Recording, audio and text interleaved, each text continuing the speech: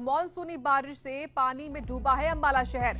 NDRF और साथ ही बता दें अलग अलग जो आर्मी फोर्सेस हैं वो मैदान में उतरी हुई हैं और साथ ही अंबाला जिले में 17 बोट की व्यवस्था भी की गई है। आर्मी के जवान पानी में फंसे लोगों का रेस्क्यू कर रहे हैं। ये तस्वीरें आप देखिए, अभी तक करीब 400 बच्चों का आर्मी ने रेस्क्यू भी किया है। इस वक्त की बड़ी खबर सामने आई है अंबाला से और ये तस्वीरें अंबाला के उन इलाकों से हैं जहां पर जलभराव हुआ है और जलभराव इतना कि लोगों को मशक्कत करनी पड़ रही है, नाव का सहारा लेना पड़ रहा है। फिलहाल आर्मी को मैदान में उतारा गया है इन तमाम लोगों का रेस्क्यू करने के लिए। इस वक्त की बड़ी खबर सामने आई है अंबाला से।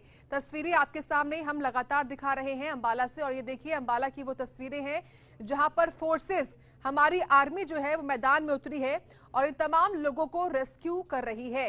ये तस्वीरें हैं अंबाला के ही अलग अलग हिस्सों से और देखिए किस तरीके से रेस्क्यू टीम जो है मौके पर मौजूद है। एनडीआरएफ की, एचडीआरएफ की टीमें जो है यहाँ पर तैनात की गई हैं और साथ ही बताएं कि 17 बोट जो है वहां उन सभी को मैदान में उतारा गया है। इस पानी के सहारे इन तमाम लोगों को निकाला जा रहा है बोट के माध्यम से, इसीलिए 17 बोटों की व्यवस्था यहां पर की गई है। एनडीआरएफ हो या फिर एचडीआरएफ हो, सभी जो है सहयोग कर रही हैं। इसके साथ साथ आर्मी की भी मदद ली जा रही है, यानी कि खतरा काफी बड़ा है और इसलिए न केवल एनडीआरएफ या एचडीआरएफ बल्कि आर्मी की भी मदद ली जा रही है क्योंकि आर्मी भी फील्ड में उतरी हुई है।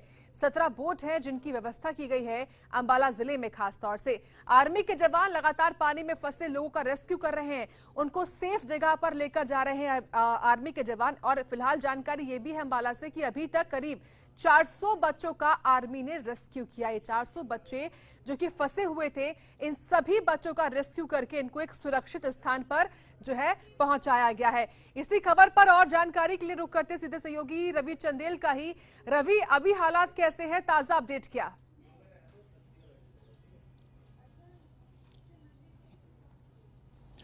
देखिए, जिस तरीके से यदि हम थोड़ा सा पुराना यदि जिक्र करें, जिस तरीके से 3 दिन जो लगातार अंबाला के अंदर बारिश हुई, लगभग रिकॉर्ड तोड़ 601 mm बारिश जो है वो दर्ज की गई। तो जाहिर तौर पर अंबाला का जिले का यदि हम जिक्र करें तो अंबाला जिले के अंदर हर इलाके के अंदर जो है वो साफ तौर पर जो जलभराव जो है वो देखने को मिला। आलम इतना जो है वो इतने बदहाल स्थिति जो है वो अंबाला की देखने को मिल रही है। खास तौर पर यदि हम टांगरी नदी का जिक्र करें, घग्गर नदी का जिक्र करें या फिर मारकंडा नदी का जिक्र करें, इन तीनों नदियों के आसपास के जो इलाके हैं वहां पर जो है वो एनडीआरएफ का यदि हम जिक्र करें, एसडीआरएफ का जिक्र करें या फिर आर्मी का जिक्र करें, इन तीनों जो के द्वारा जो है वो सेवाएं जो है वो ली जा रही हैं। खासतौर पर यदि हम आर्मी का जिक्र करें तो आर्मी द्वारा जो है वो चमन वाटिका और गुरुकुल स्कूल से जो है वो लगभग 650 बच्चों को रेस्क्यू जो था किया जाना था, जिसमें से लगभग 400 बच्चों को जो है वो रेस्क्यू किया जा चुका है। इसके अलावा यदि हम जिक्र करें मौजूदा हालातों की, यदि हम जिक्र करें तो खासतौर पर अंबाला कैंट का जो है वो, अंबाला कैंट में जो है वो काफी जो तस्वीरें वहां से निकलकर सामने आ रही है, अंबाला कैंट में काफी भयावह सिचुएशन जो है वो बनी हुई है। अंबाला कैंट का यदि हम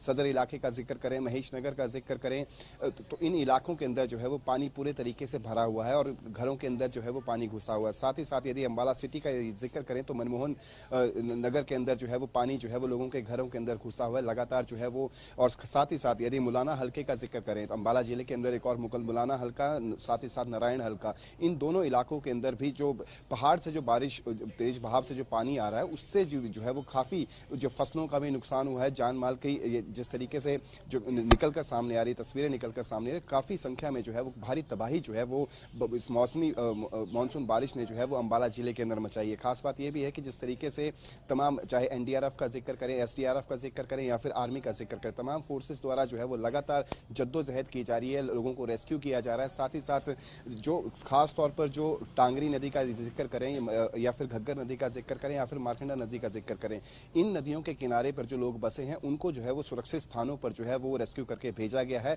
न सिर्फ खाने पीने की व्यवस्था की गई है बल्कि उनके रहने का भी पुख्ता रूप से जो है वो बंदोबस्त किए गए हैं। लगभग 10 से 12 ऐसे शेल्टर्स होम्स बनाए गए हैं ताकि वहां पर जो रेस्क्यू किए जा रहे हैं लोगों को जो है वो खाना और पीना जो है वो, खाना और पानी जो है उनका बंदोबस्त जो है वो किया जा सके। जी बिल्कुल रवि, देखिए और बहुत जरूरी भी है कि इन हालातों को काबू में करने के लिए जो इंतजाम है वो किए जाए।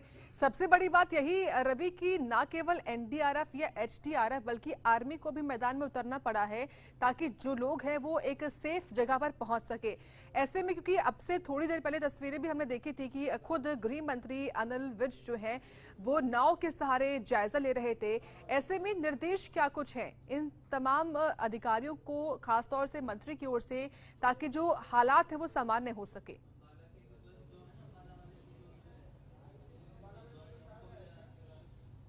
देखिए, गृह मंत्री अनिल विज का यदि हम जिक्र करें तो गृह मंत्री अनिल विज द्वारा जो है वो अंबाला कैंट के तमाम इलाकों का जो है वो वोट के माध्यम से जो है वो निरीक्षण किया गया और अधिकारियों को साफ तौर पर निर्देश दिए गए कि जितना जल्दी हो सके उतना जो है वो पानी निकासी का काम जो है वो किया जा सके। और साथ ही साथ जो शेल्टर होम्स बनाए गए हैं वहां पर जो है वो पानी की और खाने की व्यवस्था जो है वो पुख्ता रूप से की जाए ताकि जिन लोगों को रेस्क्यू करके जो है वो शेल्टर होम्स में लाया जा रहा है उन लोगों के खाने और पीने में जो है वो किसी तरीके की परेशानी जो है वो ना हो। तो उसको लेकर जो है वो सीधे तौर पर निर्देश दिए जा चुके हैं गृह मंत्री अनिल विज द्वारा। और साथ ही साथ 17 वोट्स जो हैं वो पूरे अंबाला जिले के अंदर जो है वो स्टेशन की गई हैं अलग अलग हलकों के अंदर, चाहे अंबाला कैंट का जिक्र कर ले, अंबाला सिटी का जिक्र कर ले, मुलाना का जिक्र कर ले या फिर नारायणगढ़ का जिक्र कर ले। इन चारों हलकों के अंदर जो है वो अलग अलग वोट्स जो हैं वो स्टेशन की गई हैं ताकि रेस्क्यू करने में जो है वो आसानी हो और आसानी से जो है वो रेस्क्यू किया जा सके। आपको बता दें कि नारायणगढ़ का यदि जिक्र करें तो नारायणगढ़ के में भी शेल्टर होम्स बनाए गए हैं।